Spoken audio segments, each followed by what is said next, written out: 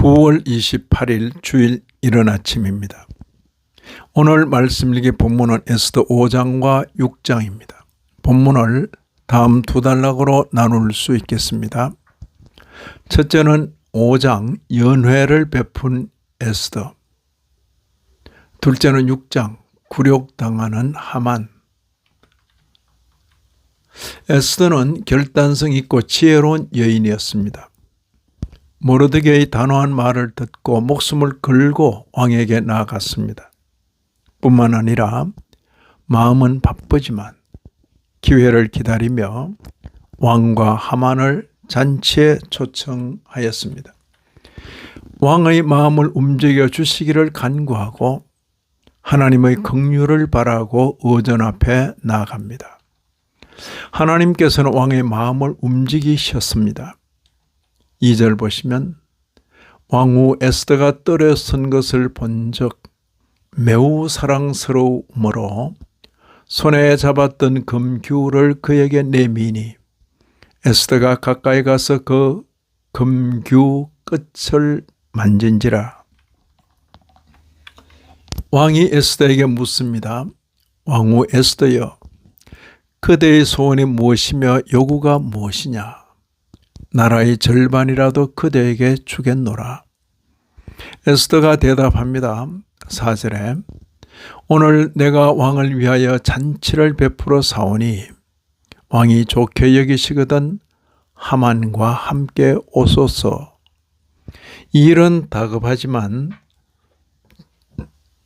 절대 서두르지 않습니다. 마음에 있는 말을 해야 할 결정적인 때가 있는 것입니다. 잔치에 참석한 왕이 또다시 에스더에게 말합니다.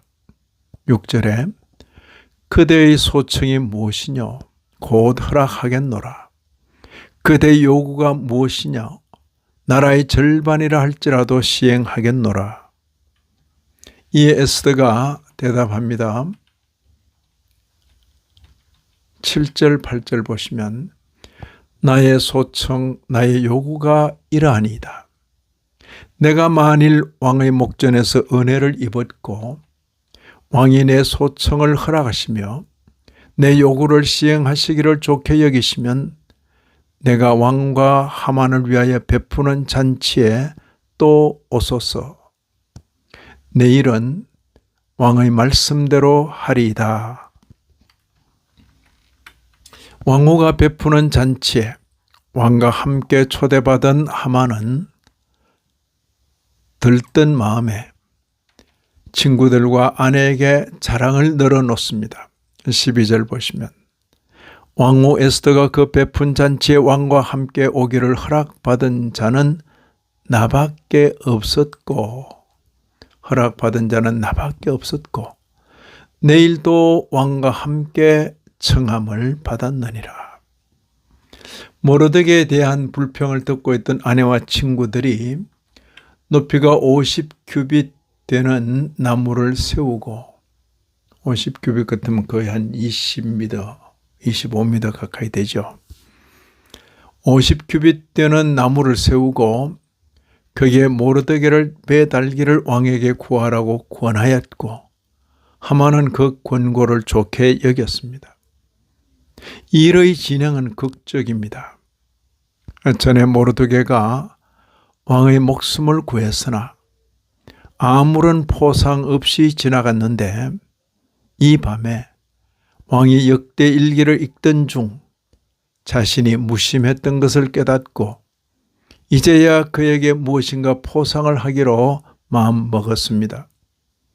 때로는 포상이 주어지지 않은 잊혀진 공적이 제때에 귀한 역할을 하기도 합니다.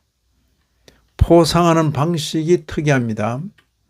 마침 들어온 하만에게 왕이 묻습니다. 6절 보시면 왕이 존귀하게 하기를 원하는 사람에게 어떻게 하여야 하겠느냐?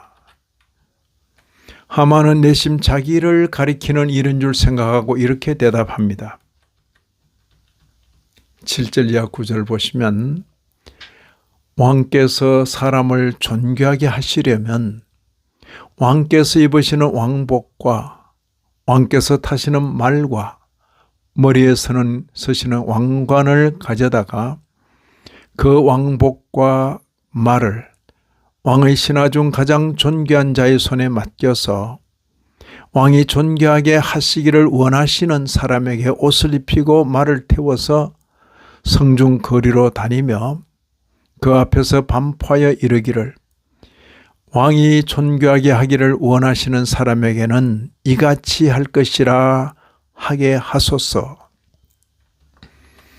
이 말을 들은 왕의 대답은 전혀 뜻밖이었습니다. 10절 보시면 너는 네 말대로 속히 왕복과 말을 가져다가 대궐 문에 앉은 유다 사람 모르드게에게 행하되 무릇 내가 말한 것에서 조금도 빠짐이 없게 하라.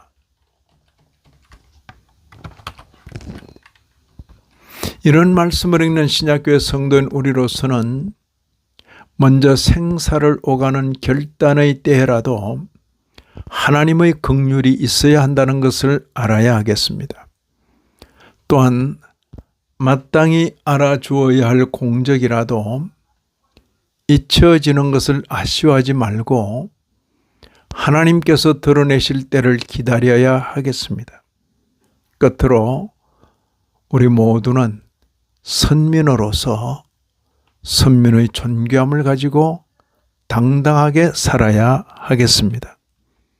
이 아침에도 말씀에 참여하신 모든 분들 위해 하나님의 크신 은혜가 더하시기를 진심으로 기원합니다.